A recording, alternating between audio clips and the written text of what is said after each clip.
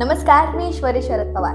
तर आज आपण बोलणार आहोत रिटायरमेंट प्लॅन बद्दल. हो, हा रिटायरमेंट प्लॅन थोडासा स्पेशल आहे शिक्षकांसाठी, या कुणी जरी गव्हर्नमेंटमध्ये असेल तर त्यांच्यासाठी.